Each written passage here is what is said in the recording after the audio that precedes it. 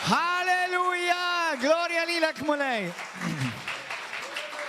Grazzi mulej, grazzi Ġesu, grazzi Ġesu. Nilqawkom eżiż aħwa Maltin u għawċin, serata speċjali l-lejla. Ek fadna kem kenna verament mux bis prezenza sabiħa tal-mulej bħalma jkonna kull ġima natu gloria lil-mulej, imma illum ukoll qed naraw pastors fostna hawnhekk fostna qed naraw pastors li għamlu xogħol dew u bdew is-sejħa lil-mulej kien poġġa fuq ħajjithom li għadha fuq ħajjithom ovvjament, imma llum huma irtirati u llum ringrazzja Alla li qegħdin magħna u qed norajnihom, tlabna magħhom talbu magħna u grazzi l-mulej ta' din il-privileġġ għax huwa vera barka mhux biss għalihom, imma believe it or not hija barka ħafna għalija li qed nara din il-xaġa tant sabiħa li anke l-familja ta' River of Love din hawnhekk biex jissapportjaw il-dawl aħwa. Halleluja, issa nbiddiltu li aħwa. Grazzi Ġesu. Mela, ħanitolbu flimkien, are you ready biex irċivu l-kelma tal-mulej? Kulħadd jitlob miegħi issa stess. Iċċekkja li waħda wara s-sound, please. Is-sound marra malli jogħġobkom. Ekku, that's it. Leave it as it. Thank you. Itolbu miegħi flimkien, Missi Qadis. Ningrazzjawk tal-preżenza Qadisa tiegħek u tal-kelma tiegħek. Irċievi mulej glorja u tifħir minn din il-kelma, minn dak kollu tiġa saru, ħajkompli jseħħ mulej. Grazzi li l-preżenza tiegħek hija fostna u anke waqt li hemm ix-xandir tal-kelma tal-Alla mulej. Inti tkompli tibni l-Knisja tiegħek, tħeġġeġ il-poplu tiegħek, tfejjaq il-qlub, mulej tiftaħ l-imħuħ mulej Qadis u l-kelma tiegħek tkompli tixxandar u s-salna tiegħek kompli tikber u l-Knisja tiegħek kompli tissaħħaħ għal-glorja tiegħek missir fis-sem Ġesu Kristu. Amen. Il-lejla id-dedikajna din is-serata biex nonoraw nies, pastors, ministri li ilhom jagħmlu snin twal il-ministeru fil-pastorat għalkemm daw l-istess pastors għamlu wkoll xogħol evangelistiku, ovvjament missjonarju, apostoliku, infatti. U llum idinaw biex nisimgħu il-kelma tal-mulej waqt li qed nonoraw lilhom, imma anka biex nitalmu aħna li nifmu u din hija importanti kruċjali nemmen bis-serjetà b'qalbi kollha. Li l-poplu tal-Alla jrid jitgħallem xi tfisser timxi bl-unur u tgħix bl-unur u tonora. Amen. Alleluja. Infatti nemmen għandi bosta messaġġi fuq il-YouTube fuq l-unur u nemmen, mhux ħanitkellem fuq kollox, ovvjament dak kollu nista' ngħid, imma nista' ngħidilkom li hija waħda miċ-ċwievet maġġuri biex inti tippożizzjona lilek innifsek biex titbierek tiġi xejdu l-kelma promoted, promoss. U vera biex tikber fil-mulej, is-saltna talla, l-atmosfera tas-saltna talla hija l-unur aħwa. Bis-sertat ngħidilkom jiġifieri l-unur hija xi ħaġa kbira għal Alla.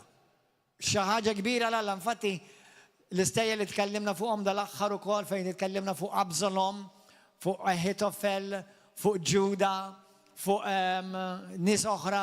Infatti żvija waħda mir-raġunijiet, tkellimna fuq il-lejaltà, tkellimna fuq it-tradiment, ma waħda mir-raġunijiet għax propja ma narawx l-Alla u laqqas il dawk li l-Alla poġġa magħhom madwarhom jew fuqhom.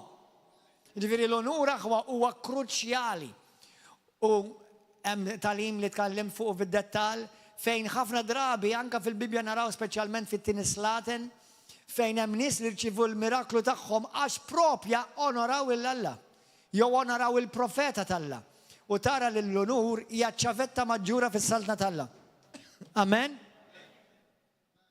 Xi tfisser il-kelma unur? Xi tfisser il-kelma unur? Il-kelma unur, isimgħuni sew. Alleluja. Il-kelma unur tfisser li inti tagħti valur, prezz, stima, għolja u rispett u rikonoxximent.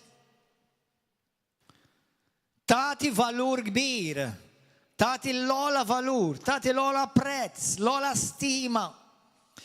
Fil-ludi il-kelma unuri għal kelma kavod li tfisser ukoll toqol, valur, glorja, importanza u rispett li titratta dak li jkun sew l-Alla u sew il-bniedem, titratta dak li jkun b'importanza li tagħti bl-Ingliż to put great weight upon.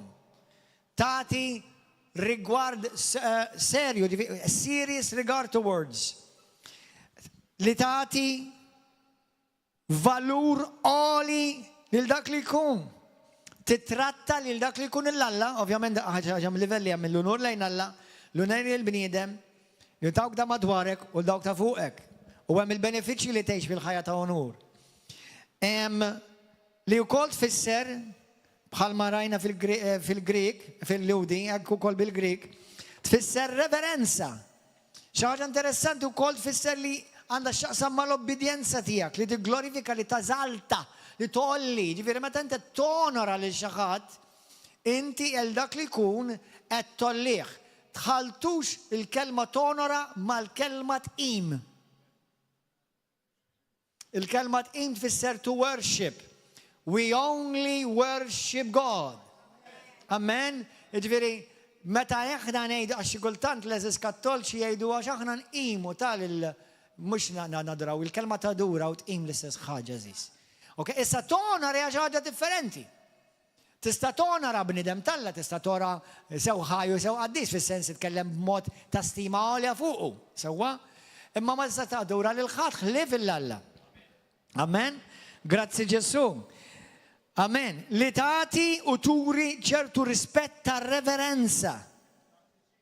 Tagħti ġieħ il-kelma onur, jiena il-Malti ħafna drabi jużaw il-kelma ġieħ, għalkemm iktar nippreferina personali il-kelma onur għax anke simili għall-Ingliż, honor. Sfortunatament aħna ngħixu, jekk intom tindunaw u dejjem jiżdied dan, ngħixu f'kultura tal-kontra tal-onur. Ngħixu f'kultura tal-kontra tal-onur. Kif it-tfal jitkellmu mal-ġenituri b'disrispett, kif aħna anka n-nies iħarsu lejn mexxejja politikanti jew nkella anka mexxejja reliġjużi. Meta inti tonora moħħom hawn. Li inti tonora ma jfissirx li inti taqbel.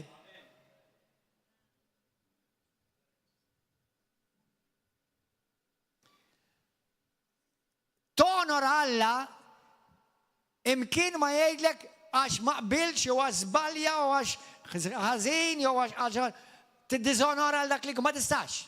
U għadnu palik. Tista' għandek dritt ma taqbilx, tista' tgħid isma' dak li qed jgħid ħażin. Għandek dritt. Però ma tistax tiddizonora. Jiġifieri tħabbilx jew inkella tħawwaġġ id-differenza bejn li nonora u naqbel. Inti, pereżempju, ħanka jekk insemmilek il-basic. Jekk jiena ma' missieri naturali, sewwa ma' missieri naturali, anka mommi. Sewwa, mhux l-ewwel darba fil-ħajja tiegħi ma qbilx. Imma qatt, nirringrazzja Alla, mhux qed ngħidlek qatt ma konta disrispetta u rejthom disrispetta żbaljajt ukoll. Imma qatt ma nista' nieqaf nonorhom. Jiġifieri anke kommi f'għajnejja żbaljat f'xi ħaġa u żbaljat ovvjament. Bħalma żbalja missierju, bħalma żbalja jien ukoll, bħalma tisbaljaw intom xejn speċjali. Sewwa, imma hemm differenza billi għax issa żbaljat ilma minn mela ma ħaqqix nonora, jew ma ħaqqix nirrispetta. Qgħod attent hemmhekk. Qgħod attent għax imbagħad hemmhekk ħaturi xi ħaġa li hemm fik. Qgħod attent. U meta inti ma tonorax, inti qed tpoġġi lek innifsek sitwazzjoni mhix sabiħa, mhix ħelti, mhix ta' benefiċċju quddiem Alla. Għaw nies fid-dinja kollha li minn għalihom għax ma jaqblux mal-pastor, jew ma jaqblux mal-leader, jew anke ma jaqblux mal-politikant. Jekk inti tista' iżżabilħu.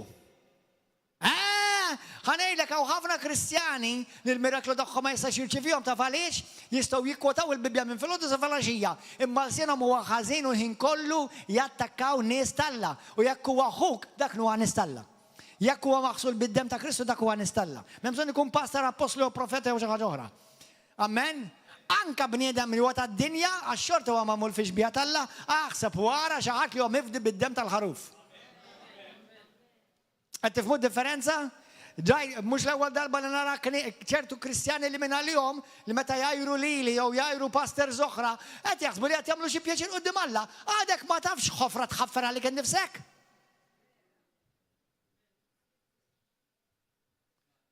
Li jiena nonorak huwa dover x'jirrevela hemm fija mhux fik.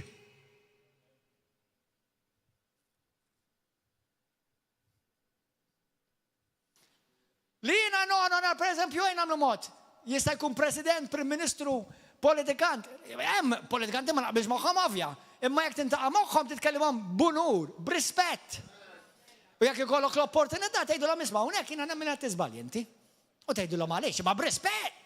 Jekk tintaqa' ma' pastor jew ma' ħuku ma' brother, mhux tispiċċa ċabsu pirux ma tagħtikli u tuża l-Facebook u mbagħad I love you brother, we love one and we are one.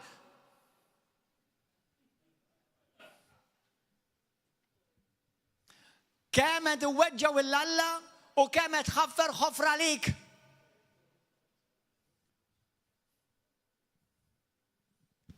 Nitnikket meta nisma' valenu li jiġi mifrux fuq brother, sister, pastor, apostlu, ma hemmx differenza.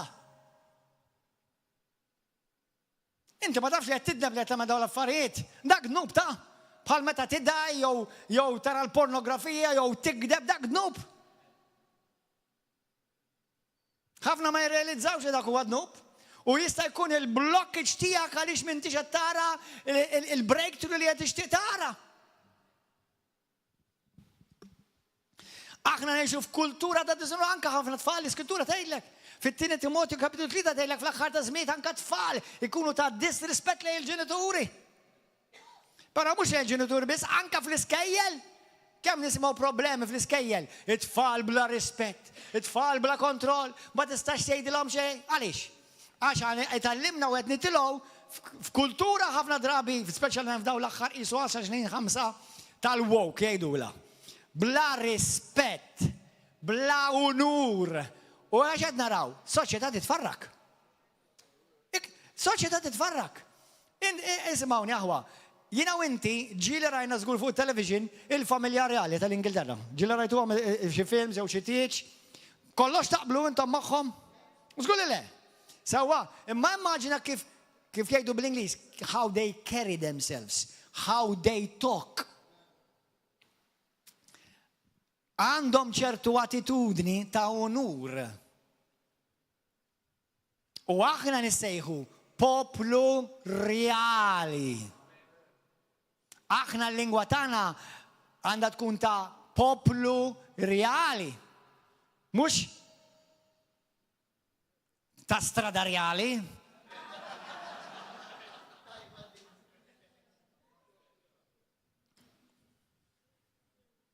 Amen. Halleluja. Ġesu onora lill-om u l-missieru. L-infatti l-iskrittura tgħidlek fil-ktieb ta' Mattew li Ġesu kien obbedjenti, kien sottomess lejhom u missieru u kiber fil-favur mal-bniedem għaliex. Din ċavetta. Tikber fil-favur. You want to grow in the favor of God? And with men and with God? Walk in honor.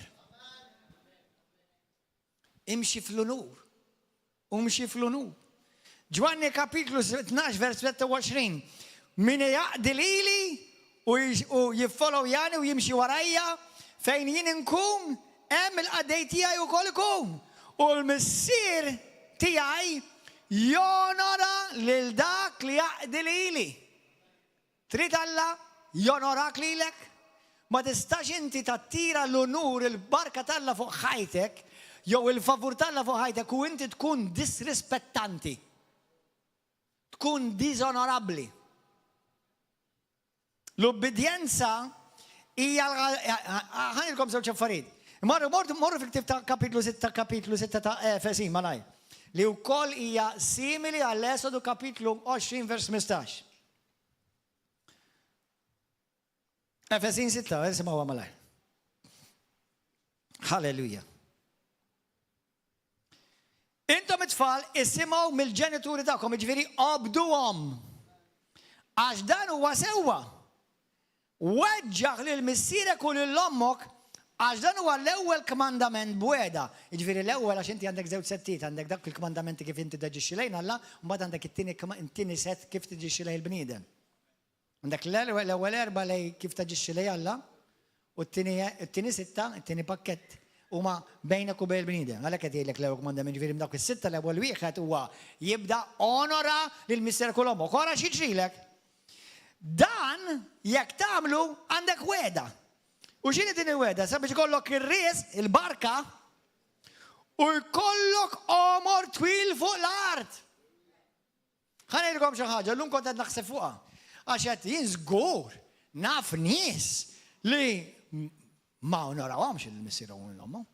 U llum mejta, ma jistax imur jgħidulhom sorry. Tgħid li inti ma tafx għamil il-missier u ommi, ma jimpurtax. Dak u jrid iħallas għalija, u jrid jgħidilna kwot għalija.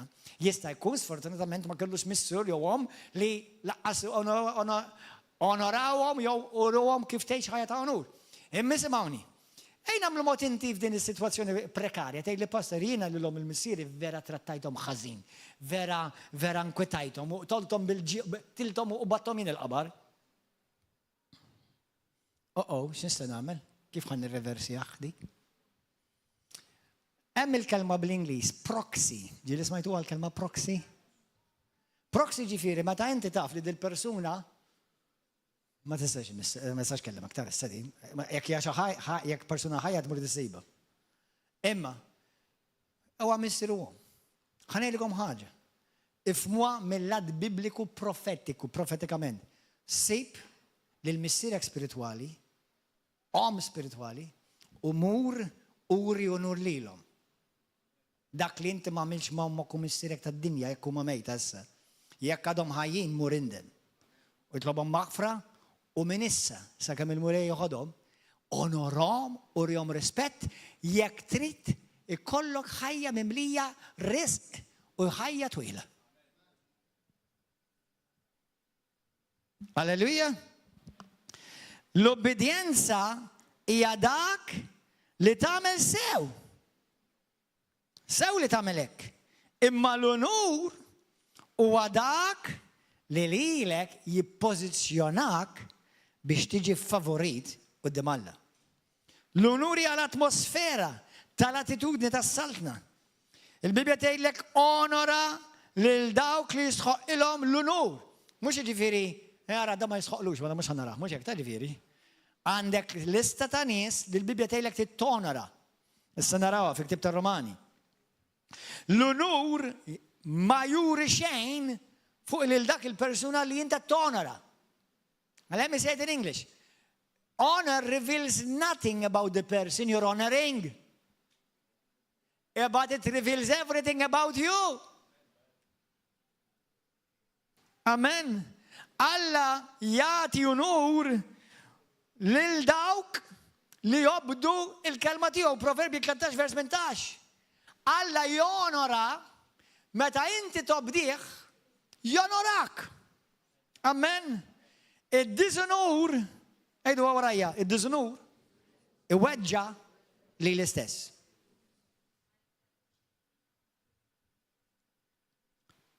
U għadak li jiblokjalek il-barki. Mokkom għafu di. Id-disonur jamlek attrajenti għad-demonji.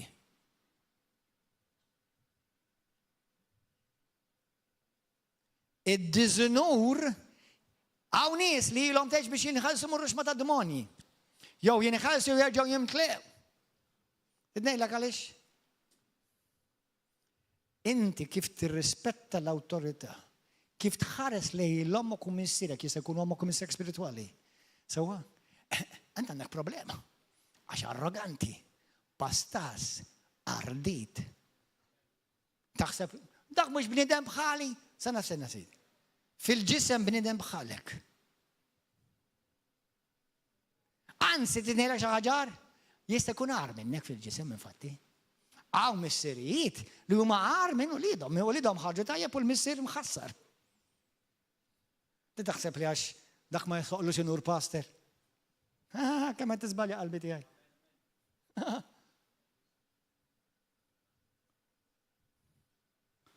kemm qed tiżbalja. Għadni ma rajt qatt f'ħajti persuna waħda li kien disrispettanti, disonorabbli u kien imbierek. Sibli wieħed fil-Bibja. Issa nies li żbaljaw dak kulħadd u nidmu u talmu, grazzi Ġesu ħafna. Imma ma tistax tgħix ħajja ta' diżonur u tippretendi l-aħjar li Alla għandu għalik ta'. Meta jiena ngħix ħajja li niddiżonora nkun bil-opposta l-onur, ovvjament, nistmel kważi l-kelma. Isa qed tikkrea dak li jgħidulu bl-Ingliż a ceiling of bronze, jiġifieri isa kemm xi ħaġa bejnek u bejn Alla twaqfek. Di tista' tkun ukoll l-istess bej koppja. Infatti il-Bibja tgħidlek l-ewwel Pietru tgħidlek irġiel biex intom tirrispettaw lil martkom. U jekk ma tagħmlux hekk it-talb tagħkom ħajkollu diffikultà biex jinstema' quddiem Alla. Però wkoll nisa wkoll tgħidilkom nisa onoraw il-żwieġkom.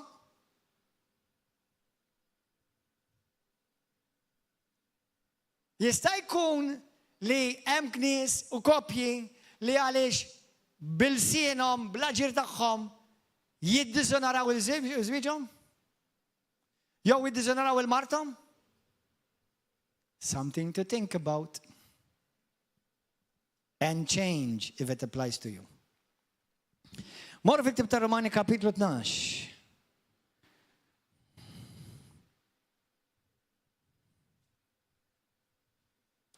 Halleluja, ejlu kellimni Spiritu Santu. Amen. 12 vers 10. Kapitlu 12 vers 10. Ħobbu lil xulxin bħal l-aħwa.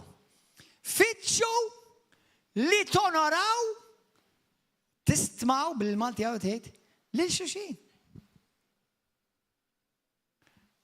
U mbjaqsek dak mhux biċċa dikin, x'inhi di? Dak mhux il-pastor ta' x'għandu x'jasa. Inti anke li kien wieħed il-Bibja tgħidlek fl-ewwel Korinti kapitlu 11 tonora.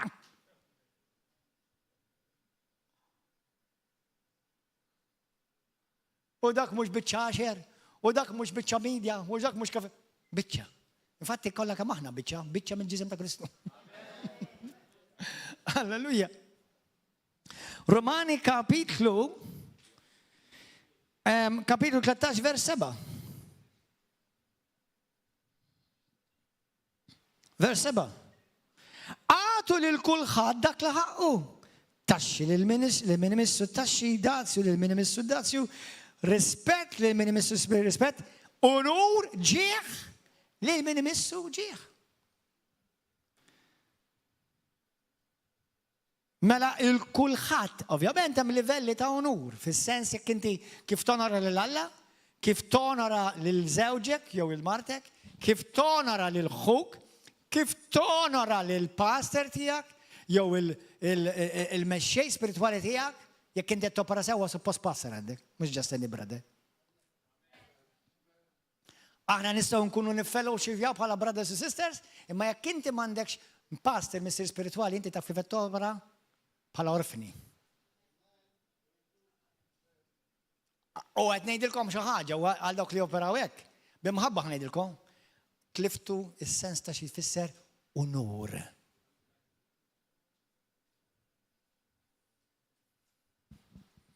Hemm ħafna x'nistgħu ngħidu ma nħallu għadi. Mela Efesin kapitlu 6 rajnija li waħda mill-benefiċċji u dinja kemm hawn minnkom tixtiequ jkollkom ħajja twila. U jkollkom ir-ries, mhux biss ikollok ħajja twila, ma jkollok ir-ries. Amen. Ismawni.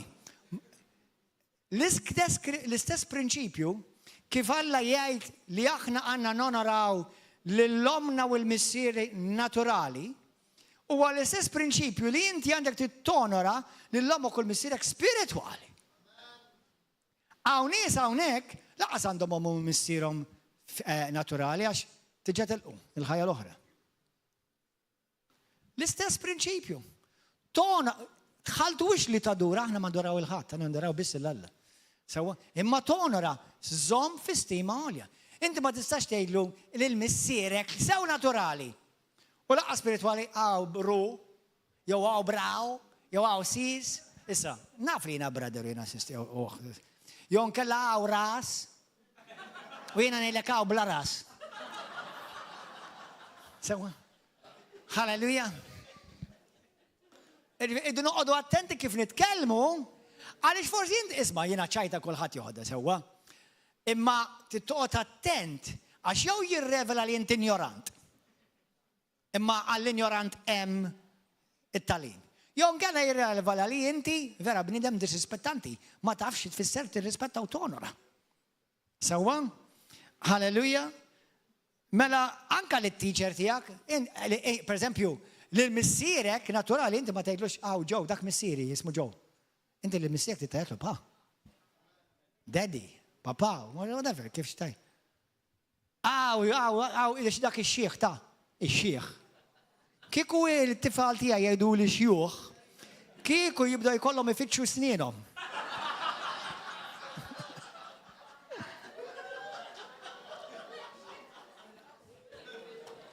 Jiena żagħżugħ, halleluja, sal-aħħar, sa 100 sena, mbagħad 100 sena qudiem nibda nxieħ.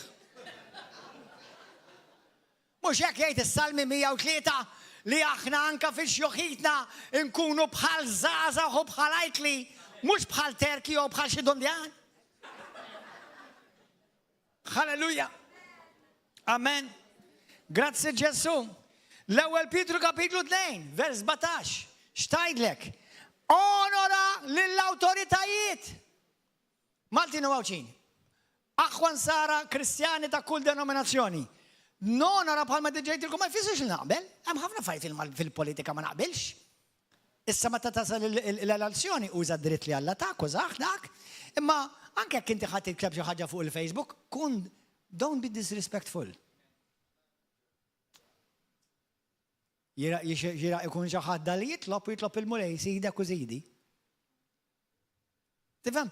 Jekk aħna nikkreaw dan it-tip ta' kultura, pajjiżna ħajmur il-qoddim u suppost il-Knisja hija r-risposta, mhux parti mill-problema. Amen aħwa. Fl-ewwel Samuel kapitlu 16-20 morru qraw din l-istorja. Għax forsi hawn min jgħid imma jiena ma nistax ninnonora u nuri ġieħ lil xi ħadd li pereżempju weġġani jew ma qbilx miegħu jew għamel xi ħaġa jew għamlet xi ħaġa li fajnejja ħażina. Isimgħuni. Ħafna minnkom tafuha sew l-istorja ta' David u Sawlu. David ma setax ikollu pastor ar minn Sawlu, men. Kemm minnkom ma tafux l-istorja? Ma tafux l-istorja? Tafuha, praise God, ħalleluja, mela ħankompli, la tafuha diġà.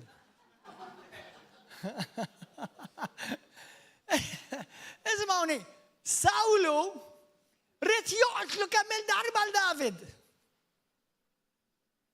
Kien jgħid għalih. Hija ħasra. Għaliex taħseb il-mulej jgħid toġobni l-qalb ta' David? Għax qatt ma żbalja? Morru raw l-istorja ta' David ara żbaljax. Għaliex għavolja żbalja, imma qalbu kienet dejjem lejn il-mulej. U jekk żbalja nidem. Halleluja. U la tindem Alla ma jibqax jarak fil-żbal, jarak fis-sewwa ta' Kristu. Amen, halleluja. Grazzi Ġesu. Imma David għalkemm kellu mill-lat naturali, mill-lat uman, għandu dritt jagħmel hekk u kellu raġun nifmuh. Le, ma għandux raġun quddiem Alla. David xorta baqa jonora lil-re tiegħu Sawlu. Xorta baqa jonorah u jagħtih ġieħ. Halleluja. L-Iskrittura tgħidlek fl-ewwel Samuel kapitlu 2 vers 20. Tgħidlek onora lill-Alla. Jekk inti tonora lill-Alla, xi tfisser għedna li nżomm lill-Alla f'istima għolja. Għalija nurruh l-ikbar rispett. Huwa l-ikbar l-iktar li għandi nagħti. Kif jiena nuri lill-Alla li jiena vera nonorah? Kif tonora? Kif tonora lill-Alla? Number one aħna nafu li Alla m'għandu bżonn xejn minn għandi u minn għandi.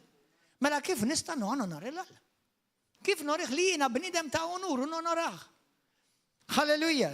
Tiftakru l-Skrittura f'Bejt Ġesu jgħidlek dan il-poplu b'xuftejh jadurani jew jonorani imma qalbu il-bot minni. Grazzi mulej li aħna dal-poplu River of Love ġejna mberkin bruxma ta' talenti, sbieħ ta' kantanti u mużiċisti, l-importanti li jkollhom qalba mal-Kristu.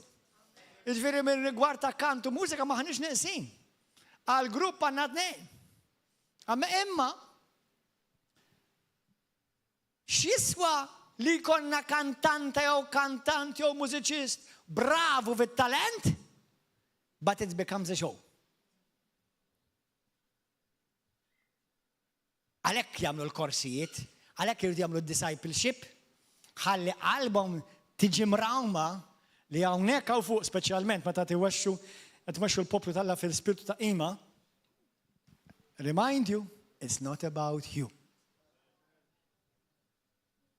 It's about him. Amen. Kif nonora lill-Alla? Proverbi kapitlu 3 u anka Malakija kapitlu 1 vers 6 morru hemmhekk, Proverbi 3. Kif nonora lill-Alla jien għax kulħadd kapaċi jgħid iva ta' nonora lill-Alla jien. Halleluja, Proverbi 3.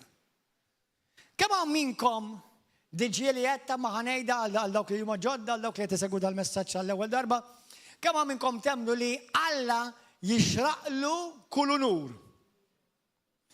Alla tkellem ħafna anzi kienu il-kultura kienet il-kultura tal-unur fit-Testament il-qadim. Fit-Testament il-ġdid, meta niġu biex nitkellmu fuq l-unur, tbiddel xi ħaġa? Xejn! Daħluha f'moħħkom di fmuha għal min irid jifhem. Mela fejn jidħol l-unur, għal dawk li jgħidu għax aħna maħniex iktar taħt il-liġi, m'għandek bżonn topera bil-liġi, opera bl-unur. Kif topera bl-unur? Fit-Testament il-ġdid, number 1 żgur ma tistax tonoraħ inqas. Amen? Araw xi jgħid Proverbi 3 vers 9. Onora weġġaħ lil mulej bġidek. Kulħadd jgħid bl-ewwel, mhux bl-aħħar, mhux dak li baqali. Bl-ewwel, hawnhekk ħanamel xi reliġjużi nervuża. Temmen fid-deċ ma passer inti. Inti temmen li għandek tonoraħ l-Alla fit-Testament il-ġdid ukoll. U d-deċ ma xini? L-ewwel frott, l-ewwel miqlaq tiegħek. Nista' ngħid jiena nonora lill-Alla u lill-Alla meta jiġi għall-but ninsa li qed nonoraħ u nkun qed niddiżonoraħ. Mela isimgħuni. L-Iskrittura tgħid poplu tal-Alla anke fit-Testament il-ġdid, fis-saltna, int fejn int. Onori lill-Alla l-mulej tiegħek bġidek bl-ewwel dħul tal-qliq tiegħek, bl-ewwel mhux l-ewwel ħallas il-kontijiet kollha ma tarax baqali. L-ewwel. U jimtlew waraw il-benefiċċju issa meta tonora l-Alla kif qed nonoraw l-Alla, kif għandi nonora. Meta nonori lill-Alla bil-qliq tiegħi, bil-flus tiegħi, bil-finanzi tiegħi u jimtlew bil-qamħ li mħażen, mhux maħżen, imħażen. Tiegħek. U li ma sar bil-imbidi furu. Amen? Mela dini għal-barka, number 1 jienet nonora lill-Alla, ftakar, xejn, fl-ewwel Timotju kapitlu 6, Timotju jgħid, aħna ġejna f'din id-dinja b'xejn. Il-verżjoni ta' Gordon Ġemman xi ġejja. Aħna ġejna f'din id-dinja bil-patata barra. Ħadd ma ġie libes xi sut. All right? Sewa, u inti, kieku l-verżjoni tiegħek tkun hekk, u inti ħaderġa' tmur bil-patata barra. Xiġifieri, anke jekk tmur l-isptar taf jagħmlulek hu, inażaw karwin jagħmlulek biċċa ċarruta bayda fuqek. Ħalli ma jaħlux drab. Ismawni, x'qed ngħidu? Qed ngħidu dal-kliem biex aħna nifhmu number 1 li inti m'għandek xejn mingħajr Alla. Jina, u inti m'għandi xejn minn il-mulaj, aħwa da, jina, u inti maħna xejn. Maħna xejn u m'għandna xejn minn ajru. U kull ma għandna biss mislufa għandek. U kull ma għandu mislufa għandek, taf xejn juri, jirreleva l-kalbek ta'. That's all. It's revealing who you really are. Listen, money is a revealer. That's all. Amen. Hallelujah. Fil-ktib ta' Malakija kapitlu 1 vers 6 jgħidulhom onoraw il-Alla, mela liben jonora l-missier. U intom ma tonorawx lili, u jekk inti taqra fil-kontest qed jgħidilhom fuq l-offerti. Amen. X'inhu huma l-benefiċċji tal-onur meta jiena nonora nimxi ħajja ta' onur? Number 1. protezzjoni. Efesin 6. Isimgħuni aħna jiena pereżempju nikklejmja Psalm 91 kuljum fuqi. Għamluh.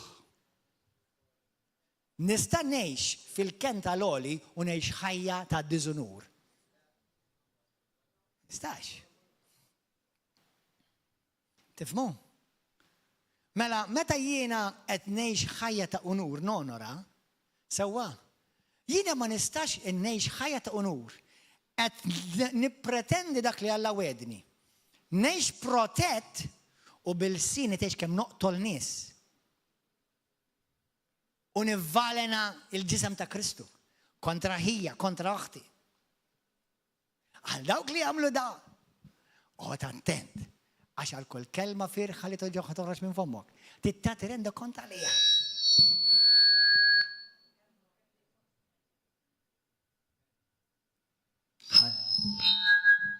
Halleluja. Waslu l-għalien.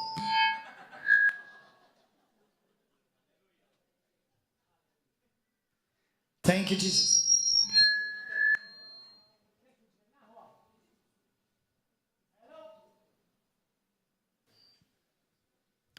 Grazie Gesù. Għatu ċebċi bakbir il-Gesù. Grazie mulej.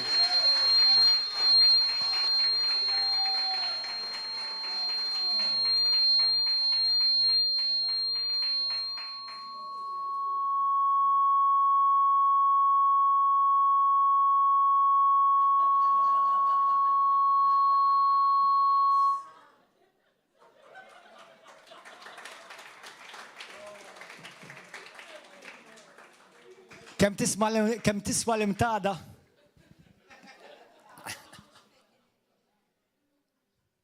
Halleluja, memx damen. Waslu l-alieni. Infatti intom kolla alieni, konta tafu. Amen. Mela, il-benefiċi huma il-protezzjoni.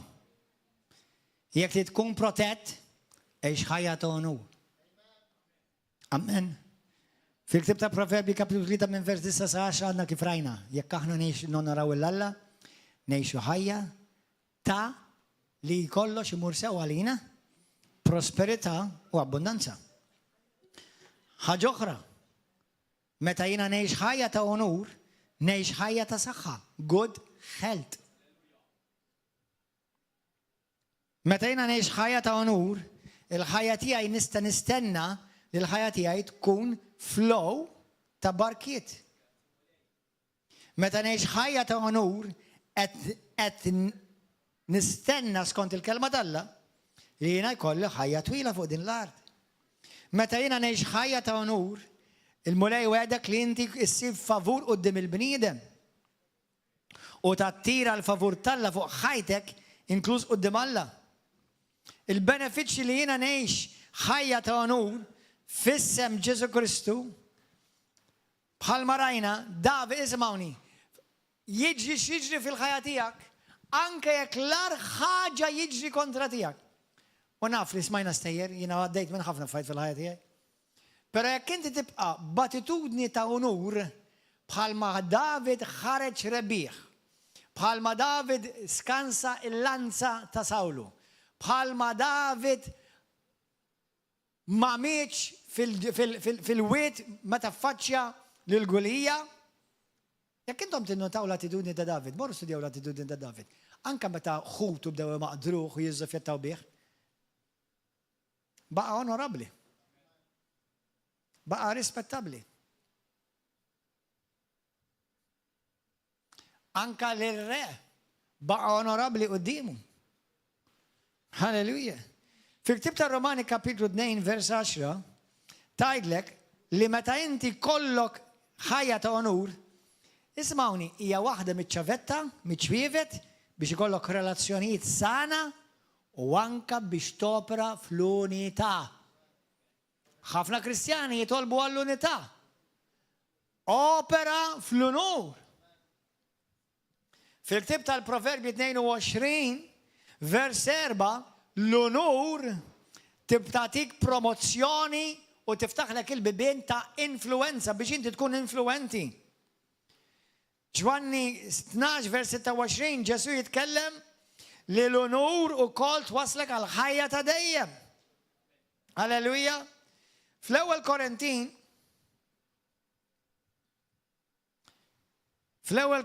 kapitlu 16 vers 14 apparti li tajlek biex aħna namlu dak kollox bl-imħabba, pero ftakaru kol din, l-onur hija l-imħabba fl-azzjoni. Ma tistax ismaw, inti ma tistax tgħid I love you brother and I dishonor you. You can't.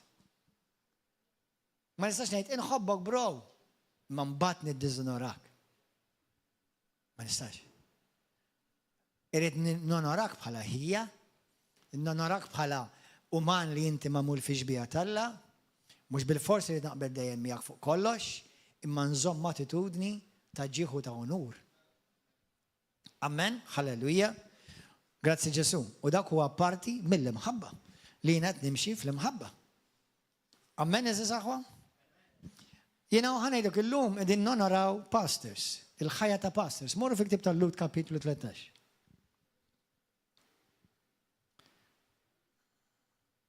Lut kapitlu 13 u Dominik. Kapitlu 3 vers 1.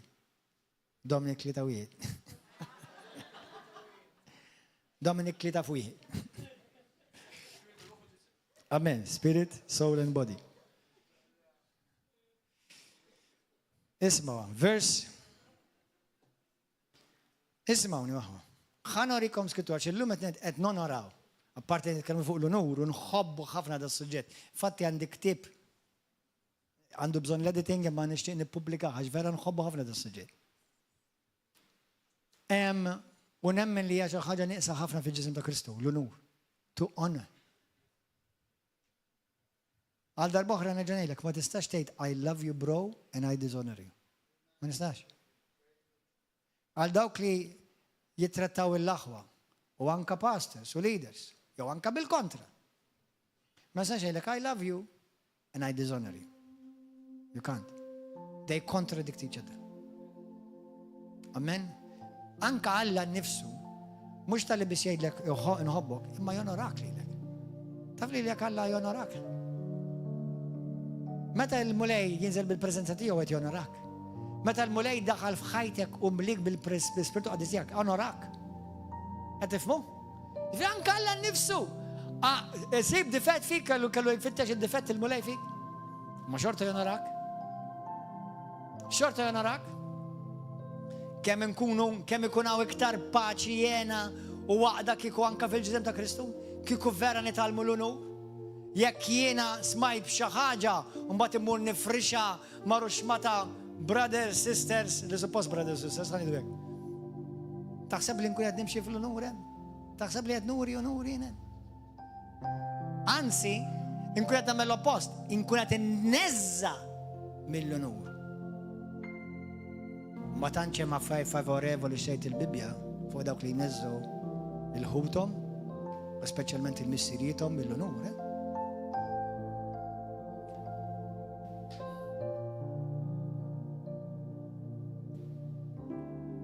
Alleluja. Lut kapitlu 13 vers 7. Ismgħu xi tgħid. Ftakru f'dawk li jmexxukom, dawk li waslulkom il-kelma tal-Alla llum rajna għal daw il-pastors. Aħsbu fuq it-tmiem ta' ħajjithom, imxu fuq l-eżempju tal-fidi tagħhom. Vers 17. Oqgħodu għal dawk li jmexxukom u għabduhom għax huma jassu fuqkom għal ġid tagħkom. Bħal nies li jridu jagħtu rendu kont, jagħtu kont tagħkom. Hekk huma jaqdu dan id-dimir bil-ferħ u mhux biswiet il-qalb. Għax dan ma jkun jiswilkom tal-ebda ġid. Illum irid ngħid xi ħaġa fuq daw il-pastors li tkellimna llum u onorajna. Pastors li batew il-persekuzzjoni.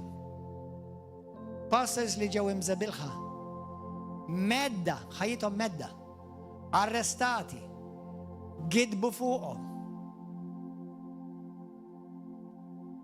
Min verament huwa msejjaħ pastor u ġie ordnat u mibgħut sew kif tgħid il-Bibja bl-ordni apostolika. Ħallas prezzoli aħwa. Mbagħad isib xi ċuċ li ovvjament xorta l-pastor ikompli jimxi bil-imħabba u bil-paċenza magħhom xorta u jipprova jwaqqgħu l-onuru. U jrid iġor dik il-weġġa. Il-pastors li jiena naf, dak li onorajna l-lumaw, u anka li naf. Poplu talla, sewaw prezenti u sew dak kollha tisimgħu. Itallem onora il-dawk li huma fuqek. Inti tittati rendu kont qudiem Alla kif itrattajthom ukoll bħalma jien irtati rendu kont kif itrattajt lilkom. U dawk kollha li huma pastors, u rridu nieħdu ħsiebkom. Imma intu wkoll ismgħuni bħalma r-raj jieħu ħsieb il-merħla. Il-merħla wkoll tittieħu ħsieb ir-raj.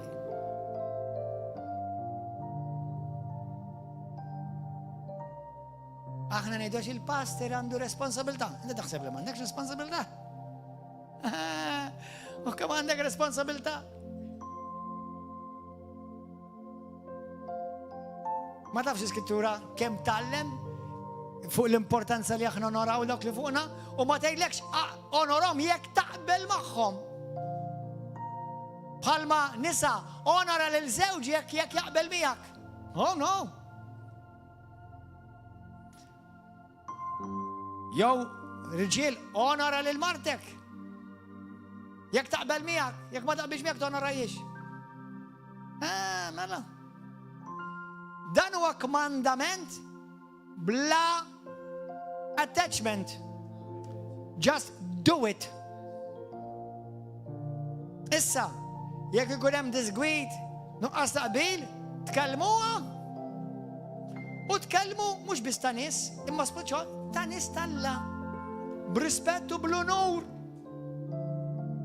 Għaliex fil-30 sena Kristjaneżmu imweġġa nisma' kif nies Kristjani suppost mimlija bl-imħabba talla jitkellmu fuq nies oħra talla.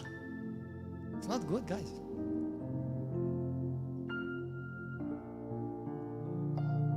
Daw in-nies pastors, ħanejda għal pastors mod ġenerali, ħafna drabi jkunu l-ewwel li jmorru l-Knisja. ħafna drabi jkunu l-aħħar li jitilqu mill-Knisja. ħafna drabi pastors ankelmek għandi bżonn xi ħaġa urġenti. Dejjem iridu jilħqu il-bżonn tan-naġ tagħhom, tal-merħla tagħhom, ta' ulidhom spiritwali. Kienu hemm biex jagħmduk, kienu hemm biex żewġuk, kienu hemm biex jgħinuk, kienu hemm meta żaruk fl-isptar jew talbu għalik jew għenuk anke finanzjarment. Ma mbagħad int onorajta, jew tfajthom orbejthom bħal biċċa ċaruta maħmuġa meta ġbajt. U minn flok mort ħammiġhom ukoll ma' ħadd ieħor. Inti taħseb il-affarijiet, you think that things are gonna go well for you if you do that? You're dreaming, pupu. Or you're actually having a nightmare.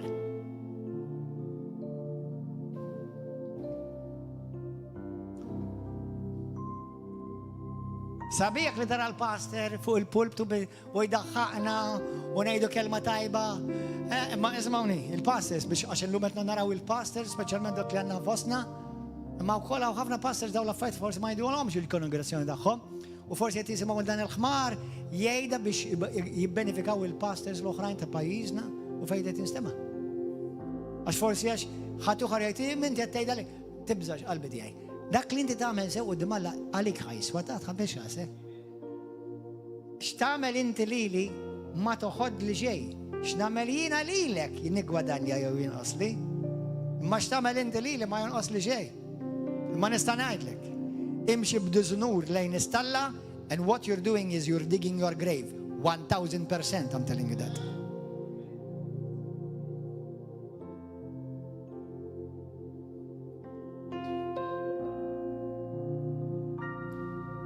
Anka nis u anka l-omna l-missirna fin-natural forse li jina waġġani missir, jew jina waġġatni ommi.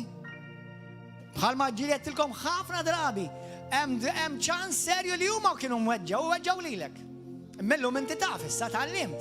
Qed titgħallem xi tfisser timxi fi Kristu, tħobb bħal Kristu, takber bħal Kristu, timxi fl-unur bħalma Kristu onora sew il-ġenituri naturali tiegħu tad-dinja u onora kontinjament lill-missieru tas-sema.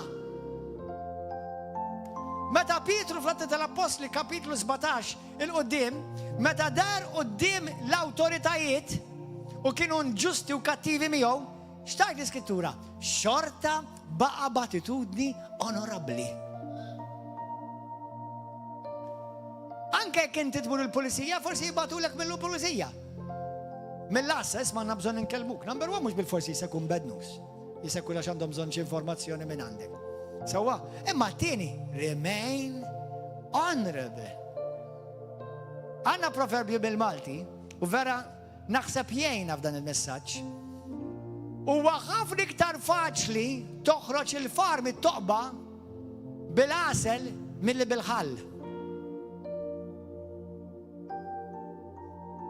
Bil-kelma tajba, bil-onur, bil-rispett. Amen? U inti tkun qed tattira l-favur tal-la fuq ħajtek. Amen? Lesni tolbu aħwa. Jalla dan il-messaġġ, u l-messaġġi kollha mbagħad impoġġjonkom taħt dal-messaġġ fuq YouTube ħalli tarawhom fuq anke fuq Facebook. Morru isimgħuhom fuq il-messaġġi fuq l-onur. They're beautiful. Isimgħuhom sew. Ħalli jisimgħuni. Fil-Knisja tal-la. Onora l-preżenza tal-la, onora n-nies tal-la. Jekk inti tmur fil-kafeterja, Zepp, tini biċċa hops, please, għaxejx għam għandi ġuħ. Mela aħna qegħdin is-suq tal-ħut tal-marsa xlu.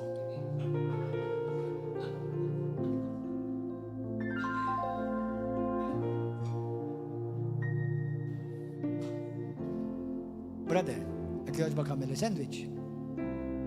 Sister, jekk jogħġbok għamilli tazzate. Please, thank you, napprezza.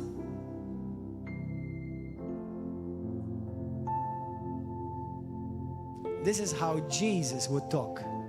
Da l-messaġġ tal-lum, il-messaġġ tal-erba li għadda, il-messaġġ tal-weekend li għadda, fuq il-lejaltà, fuq il-tradiment, fuq l-onur. Taf xed jgħid il-mulej daw il-messaġġi? Irridkom tiġu iffurmati bil-karattru ta' Kristu.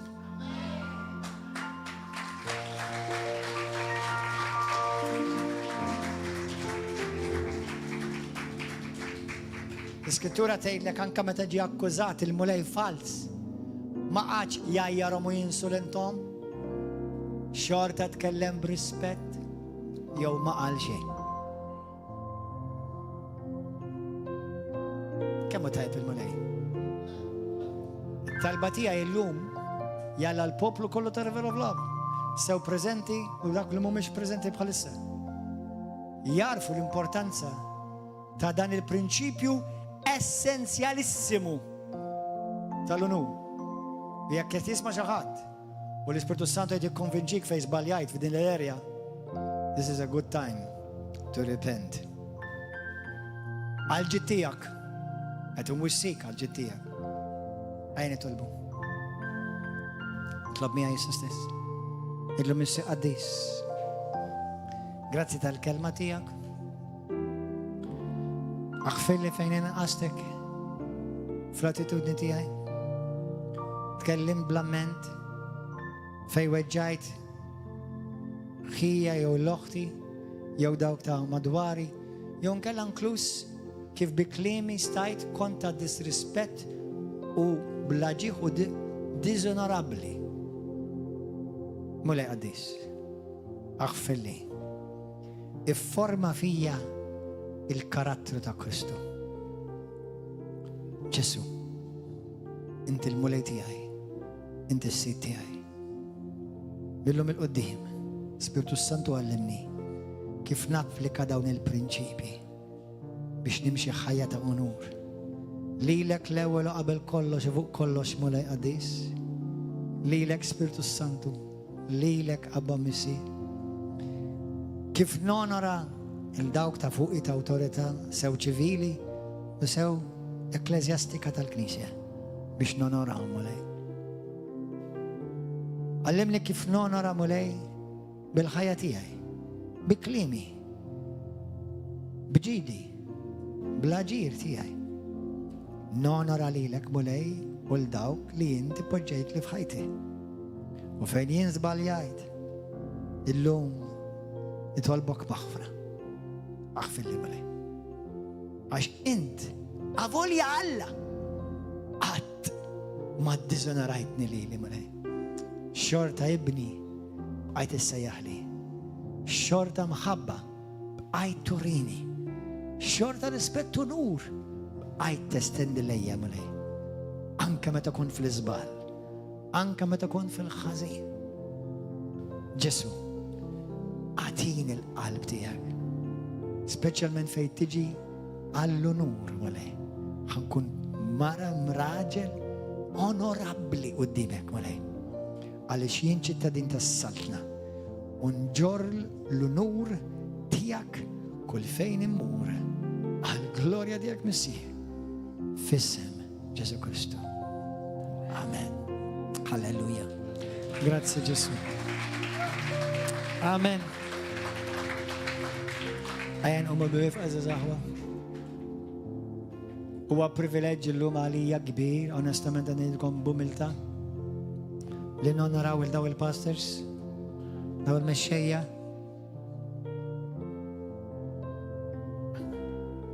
Naf żgur li l-pastors il-lum onorajna li dimmana, mux l-ewwel darba li ġew dizonorati, Majra. Għal-kem m'għandix l-età tagħhom imma jien l-istess. Onestament, ma ħadx għalija. Imma nista' ngħidlek li l-Ispirtu tal-Alla ma kienx kuntent żgur. U laqqas għamlu ġid lilhom infushom dawk in-nies li trattaw il-ħutom jew il-midluka Alla il-mexxejja mod ta' diżonur. Però Alla huwa tajjeb u qed jgħallimna. Jiena u inti konna ħafna ignoranti. Però m'għandniex għalfejn nibqgħu ignoranti. Naf li nkont ignorant f'ħafna bnadi. U ma mhux qed ngħidilkom li wasalt. Għadni qed nikber. U tibqa' tikber. Ma fejn issa tallimt, issa applikaħta. Għax issa ma issa xejn ma kontx naf. Ma rrealizzajtx. Rajt issa tirrealizza. Ma issa Mulej għamel il-bidla fija tibda bil-qawwa tal-Ispirtu tiegħek. Amen. Halleluja. Ejja nadora waħda lil Mulej flimkien. Let's sing the song before we release everyone. I will give you all my worship. I will give you all my praise. You alone I long to worship. You alone are worthy of my praise. And I will give. Come on, everybody sing it. You all my worship. I will give you all my praise. You alone I long to worship. You alone are worthy of my praise. Ħared dikjara din il-barka Alla fuqkom. Halleluja. Grazie Mulej tal-kelma għaddisa tijak il-lejla. Grazie li inti qed tallimna u qed tifforma fina il-karattru u l-kwalitajiet ta' Kristu. Grazie li smajt it-talb tagħna. Illum daw kollha li dinaw preżenti u dawk li tisimgħu. Nitlob din it-talba fuqhom Mulej. Il-grazzja ta' Sidna Ġesu Kristu, l-imħabba tal-Missier u l-għaqda u x-xirka fl-Ispirtu Santu tkun magħna u magħkom u l-kull. Amen u amen. Alleluja. Grazzi Ġesu. Jekk Alla jrid għada fil-ħodu ikonna messaġġ differenti bl-Ingliż, nħeġġitkom ejjew għadaw kollha fuq YouTube, online, Facebook, ejjew kun hawn flaxa fil-ħodu